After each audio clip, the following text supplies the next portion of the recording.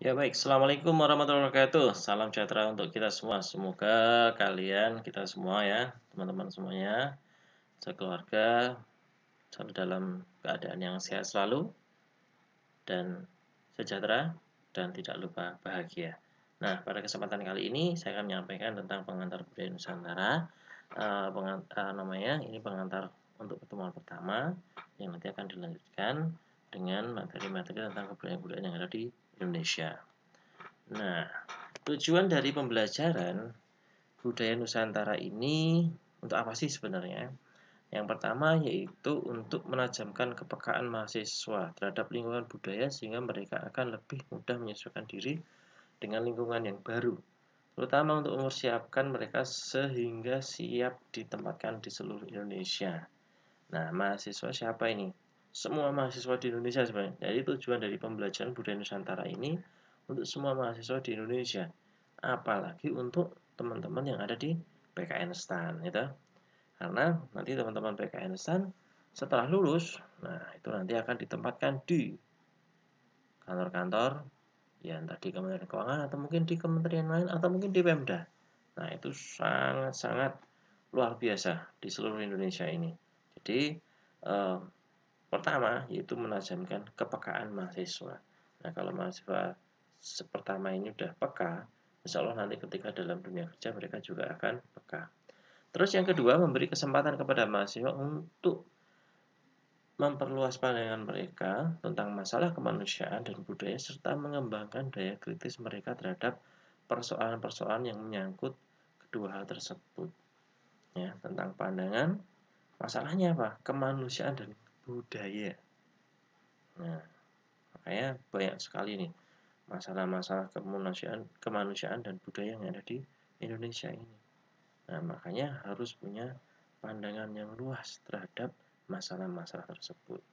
Terus yang ketiga adalah mengusahakan agar para mahasiswa tidak jatuh ke dalam sifat kedaerahan dan mengotak-ngotakkan disiplin yang ketat. Usaha ini terjadi karena ruang lingkup pendidikan kita amat sempit dan condong membuat manusia spesialis yang berpandangan kurang luas. Nah, memang kita ya setelah revolusi industri itu ya, memang kita banyak sekali kalau di manajemen itu kan fokus pada apa yang dia miliki. Jadi apa sih, siapa sih aku, siapa sih kamu gitu kan ya. Jadi eh, itu akan terjadi kotak-kotak. Nah, apalagi di Indonesia ini punya sifat kedaerahan yang saya rasa masih kental. Nah, terbukti kalau di PKN STAN itu kan ada beberapa organda gitu kan ya. Nah, organda dari Jawa gitu ya. Kalau saya kan dari Solo itu ada Paspilo. Nah, di situ kan apa namanya? Ada sifat kedaerahan yang akan mereka jaga. Nah, itu jangan sampai terjadi kotak-kotak. Nggak masalah, kita menghargai, menghormati budaya kita masing-masing, tapi jangan sampai kita terkotak-kotakkan. Gitu ya. Ya, kalau misalkan yang berteman dari orang Jawa, ya orang Jawa doang. Nah, begitu ya. Jadi, ketika nanti di bangku perkuliahan, ya kalau bisa orang Jawa ya jangan ngomong Jawa ya di depan orang Batak kan begitu, kan nggak enak. Nah, oke. Baik, selanjutnya itu tujuan dari budaya Nusantara, pendidikan budaya Nusantara ini. Nah, melangkah ke materi pertama, yaitu tentang kebudayaan. Apa sih kebudayaan itu? Atau mungkin apa budaya itu? Nah, banyak sekali pakar tentang budaya, termasuk ini dari beberapa Sulawesi Marjan, ada Kunchoro Nengal, dan sebagainya. Menanyakan apa sih kebudayaan itu? Termasuk guru kita Ki Hajar Dewantoro. Oke, budaya itu berasal dari kata Sanskerta yang berarti budaya. Bentuk jamak dari kata budi. Nah, budi ini berarti akal. Nah, maka budaya ini bisa diartikan semua hal yang berkaitan dengan akal dan budi manusia. Ya, ingat ya, akal dan budi manusia. Ya, bukan hanya akal aja, tapi juga budi. Ya, jadi otak maupun tindakan dan hati. Nah, begitu. Nah, itu pada bahasa Sanskerta. Nah, menurut Sumarjan dan Sumardi, budaya merupakan hasil karya, cipta dan rasa dalam masyarakat. Apa itu maksudnya? Ya, jadi setiap masyarakat itu sebuah komunitas. Dalam komunitas itu biasanya sebagai manusia, sebagai makhluk yang luar biasa, biasanya akan menciptakan beberapa hal, baik itu hanya sebatas ide, atau mungkin diwujudkan dalam sebuah benda, atau mungkin bentuk yang lainnya. Nah, hasilnya itu ya ada karyanya, ada penciptaan dan rasa. Nah, rasa ini mungkin ya itu apa ya? Ini sangat dalam. Kalau rasa ini kan yang dirasakan oleh setiap individu, dan itu pasti dalam karya ciptaan dan rasa ini akan berbeda-beda untuk setiap masyarakat. Oke, namun simpulannya budaya dapat disimpulkan sebagai berikut, yaitu cara hidup yang mengatur agar setiap manusia mengerti dan memahami bagaimana mereka harus bertindak, berlaku, berbuat, dan menentukan sikap saat berhubungan dengan orang lain yang disesuaikan dengan lingkungan dan zamannya. Karena sebenarnya budaya ini sangat dipengaruhi oleh lingkungan dan zamannya. Ya, misalkan saya dari lingkungan dulu sebelum saya pindah ke merantau ke Tangerang ini, ke Jakarta ini, saya sangat dipengaruhi oleh budaya di lingkungan saya, ya, Jawa, Solo. Nah, zaman saya juga sangat mempengaruhi saya, zaman hidup, alhamdulillah masih hidup juga ya. Zaman saya itu terpengaruh di budaya tahun 80-an, 90-an. Otomatis saya juga suka lagu-lagu yang di sekitar itu ya. Gitu. Nah, itu yang mempengaruhi budaya kita. Nah, dan zamannya juga akan selalu berubah. Saya dan kalian mungkin akan berbeda budaya. Oke, terus cara hidup. Nah, bertindak, berlaku, berbuat, dan menentukan sikap otomatis akan berbeda. Ya, tindakan saya, lakukan saya, perbuatan saya mungkin akan berbeda dengan kalian karena lingkungan dan zaman kita sudah berbeda. Nah, itu yang dimaksud dengan budaya. Nah, namun teman-teman, ini kan budaya. Padahal kita belajar kebudayaan. Sama nggak sih budaya dan kebudayaan itu? Ada yang membedakan. Ada beberapa pakar yang membedakan tentang budaya dan kebudayaan. Nah, budaya itu tadi disampaikan bahwa budaya merupakan cipta, rasa, dan karsa suatu masyarakat. Sedangkan kebudayaan merupakan hasil dari cipta, rasa, dan karsa masyarakat tersebut. Nah, bedanya apa ya? Jadi cipta rasa, tapi kebudayaan itu hasil dari cipta rasa dan karsa itu. Namun teman-teman, kita nggak usah terlalu fokus pada perbedaan ini. Karena banyak sekali juga pakar yang memberikan pernyataan bahwasanya budaya dan kebudayaan itu sama saja. Karena dari cipta rasa dan karsa ini juga akan menghasilkan sesuatu dari cipta rasa dan karsa itu atau sebuah karya. Itu nggak masalah. Nah, wujud dari kebudayaan itu ada yang pertama adalah ide, yang kedua adalah aktivitas, tiga adalah wujud. Nah, mungkin wujudnya bisa benda ya.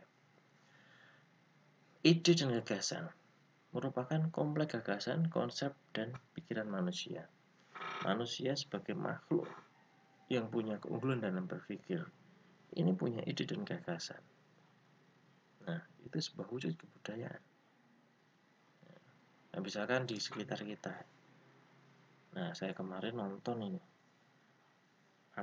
Perkembangan sepeda motor. Ternyata diambil dari perkembangan sepeda itu sendiri. Dulu gagasan idenya ya ingin membuat alat transportasi, ya, akhirnya berkembang jadi sebuah motor yang sekarang udah canggih banget. Nah, itu idenya alat transportasi, tapi sekarang mungkin sudah beda, bukan hanya alat transportasi, tapi mungkin juga alat gengsi. Nah, terus aktivitas Aktivitas adalah kompleks perilaku berupa aktivitas manusia yang saling berinteraksi, sifatnya konkret, dapat diamati atau diobservasi. Nah, terus terakhir adalah wujud. Aktivitas karya manusia yang tersebut menghasilkan benda untuk berbagai keperluan hidupnya. Tadi saya bilang, idenya adalah membuat sebuah transportasi. Setelah itu ada aktivitas. Aktivitas apa? Membuat, create something.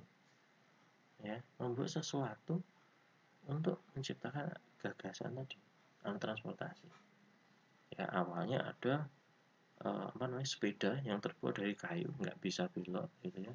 Peleknya kayu, semuanya dari kayu. Nggak bisa belok. Nah, akhirnya itulah bentuknya. Terus ada wujudnya. Wujudnya apa ya tadi? Wujudnya benda berupa sepeda yang dari kayu tadi. Aktivitasnya adalah membuat tadi. Oke. Kalau misalkan ide tanpa adanya aktivitas, ya nothing, nggak akan ada wujudnya. Ya, hanya angan-angan belaka. Nah, ini bentuk kebudayaan. Nah, jadi budaya itu luas, tuh. Termasuk kita setiap hari pakai baju kita apa? Kaos ini bentuk kebudayaan. Nah, oke. Ya, bentuk atau wujud kebudayaan. Di sini ada unsur kebudayaan yang disamakan oleh Malinowski. Ini ada juga di buku Kunchoro Ningrat. Bahwa unsur-unsur kebudayaan itu ada 7. Yaitu yang pertama bahasa, sistem pengetahuan, sistem organisasi sosial, sistem teknologi, sistem ekonomi, sistem energi, dan kesenian. Nah, kita biasanya ketika kita ngomong tentang kebudayaan, pasti pikiran kita akan tertuju pada kesenian. Kesenian daerah, kesenian tradisional. Namun sebenarnya kebudayaan itu macam-macam unsurnya.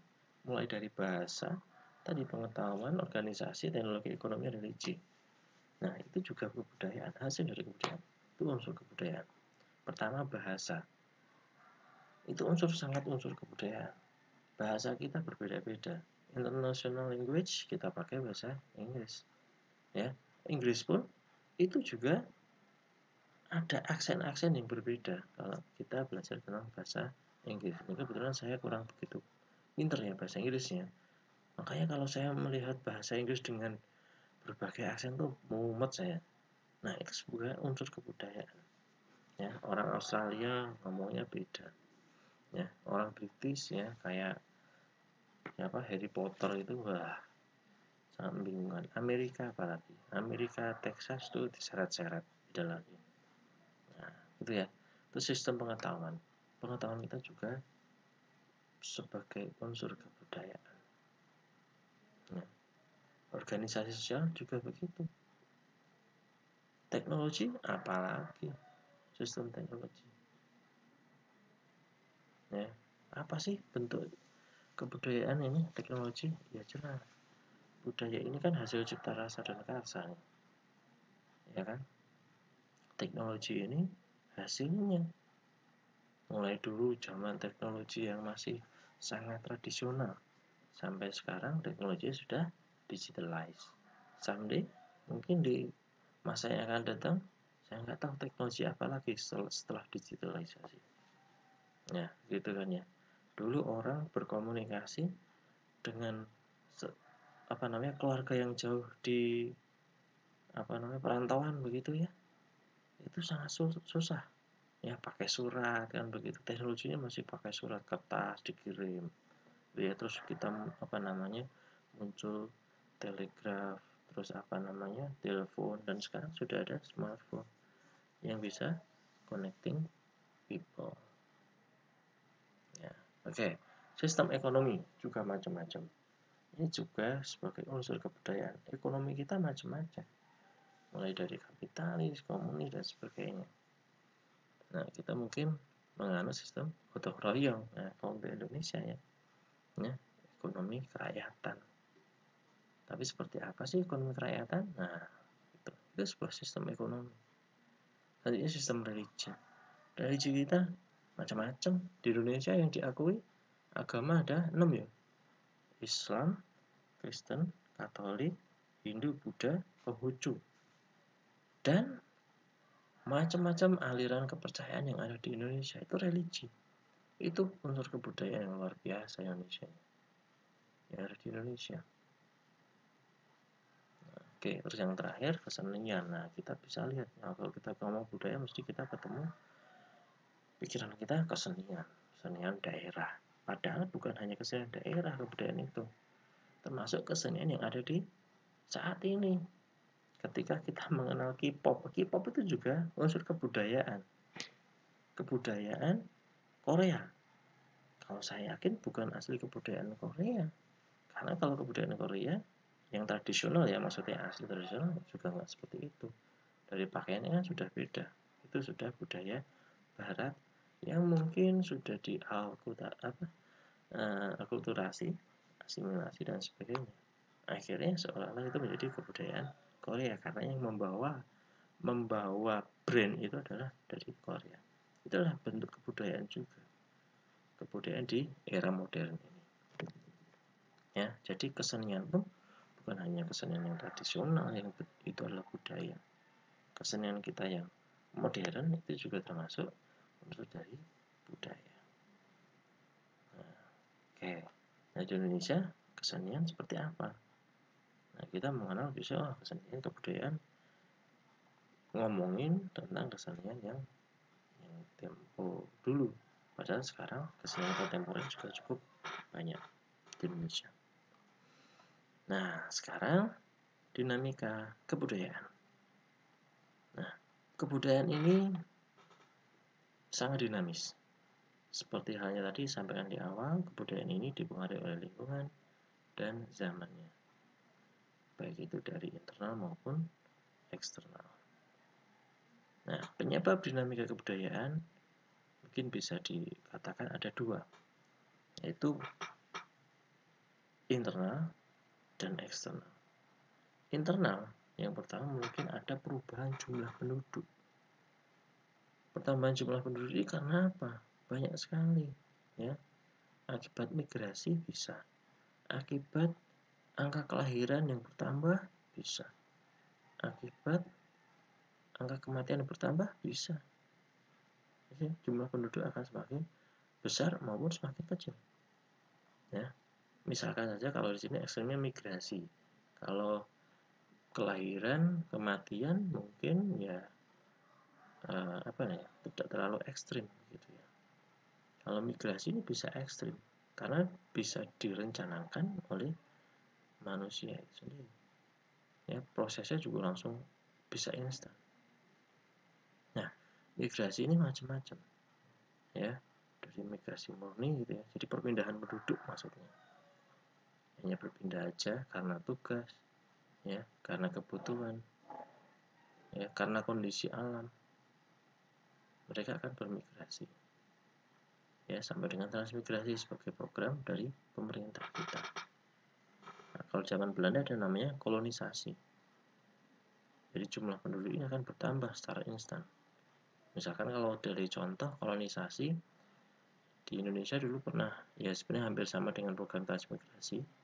Namanya kolonisasi itu yang diprogram oleh pemerintah Belanda waktu itu di Indonesia. Jadi memindahkan penduduk yang ada di Jawa, dipindahkan ke daerah yang masih kosong, waktu itu Lampung karena paling dekat dengan Jawa mungkin ya. Di situ masih hutan, dimigrasikan orang-orang itu, ya, dengan program. Nah, mungkin kita akan melihat saat ini ya seperti transmigrasi. Ya, jadi penduduk beberapa kecamatan, kalau misalkan di dekat saya itu ada kasusnya itu di Wonogiri. Di situ ada, kalau kalian ke Wonogiri itu ada sebuah waduk. Waduknya itu dulu kalau nggak salah ada 5 kecamatan yang ada di areal waduk tersebut. Jadi waduk itu menenggelamkan 5 kecamatan.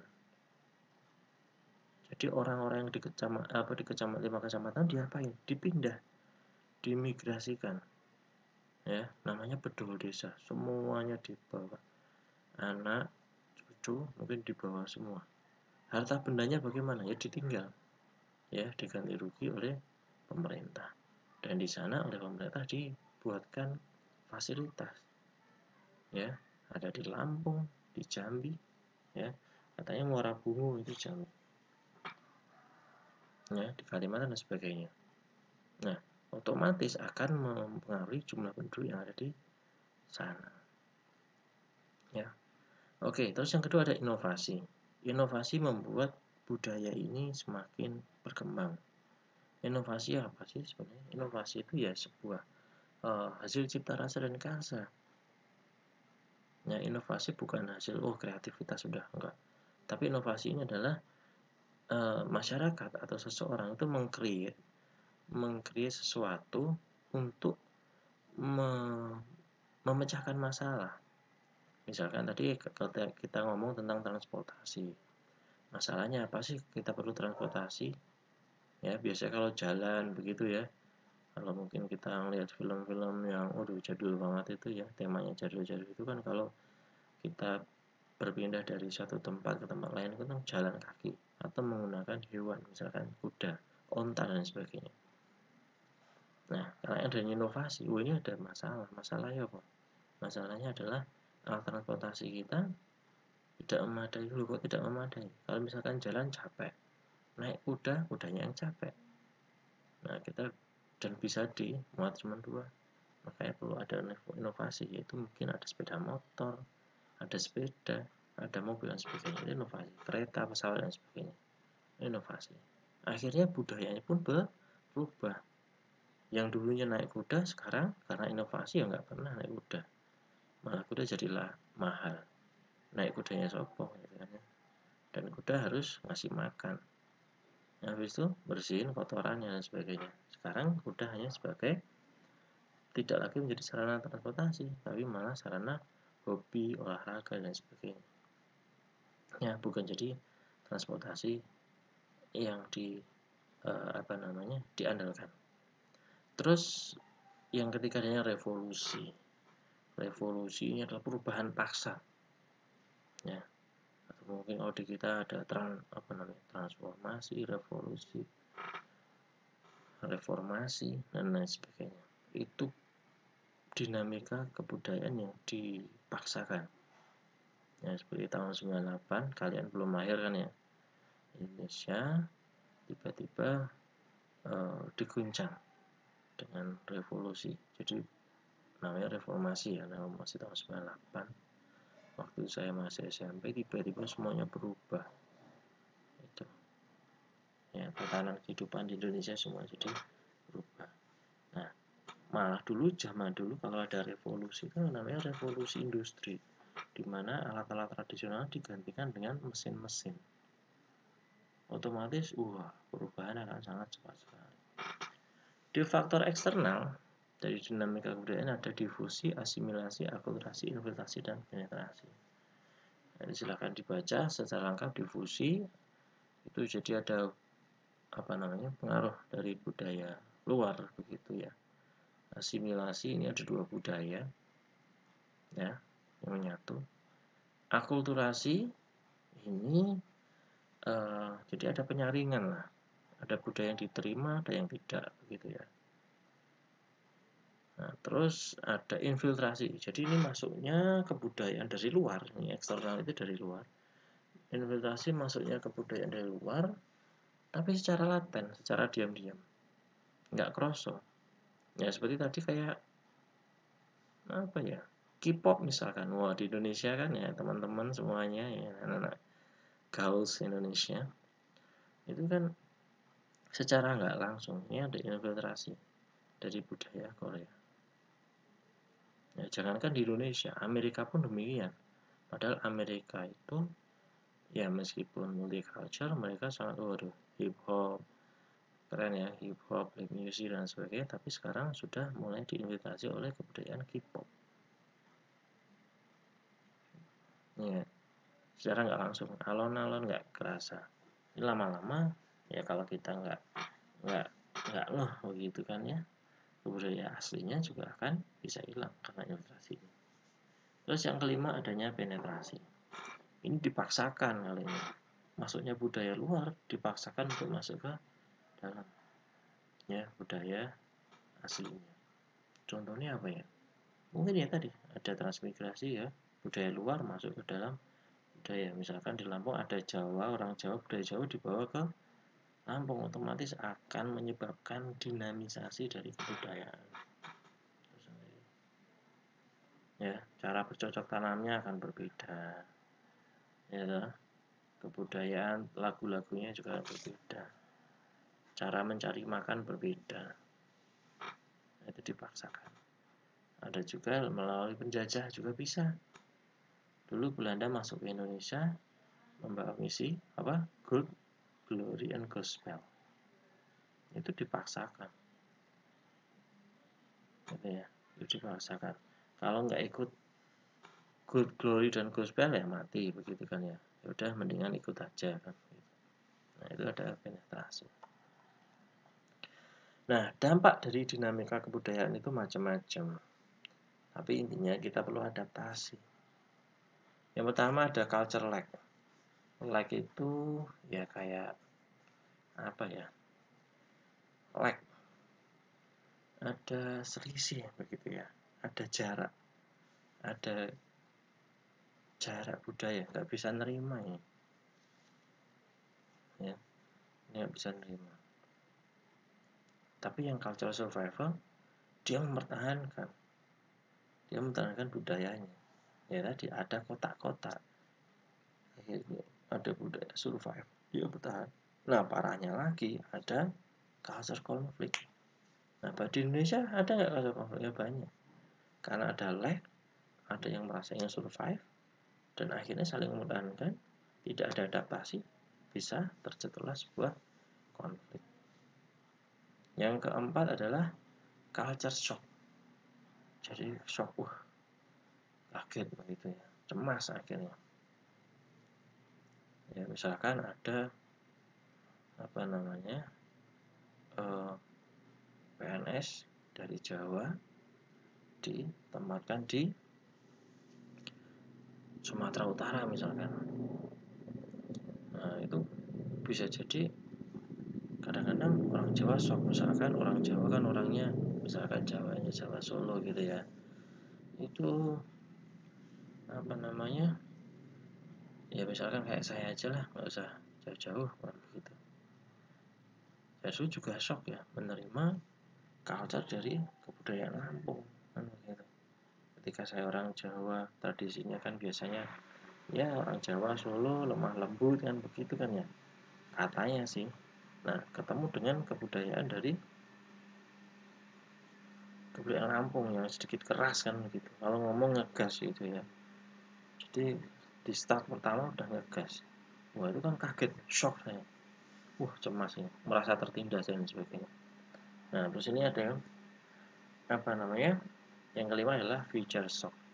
Jadi kecemasan ini kecemasan yang berlebihan akan memandang masa depan sebagai masa depan yang suram. Waduh, ini bahaya sekali.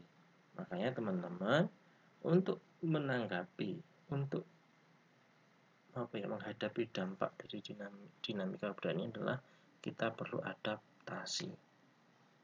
Nah, saya juga adaptasi ngajar di PKN STAN ini. Karena PKN STAN ini luar biasa, multicultural. Ya, luar biasa.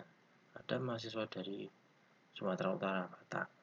Bataknya ternyata beda-beda. Bataknya ada yang Batak halus, ada yang Batak ngegas gitu. Udah ketemu, halo Pak, gila nih, gitu kan ya.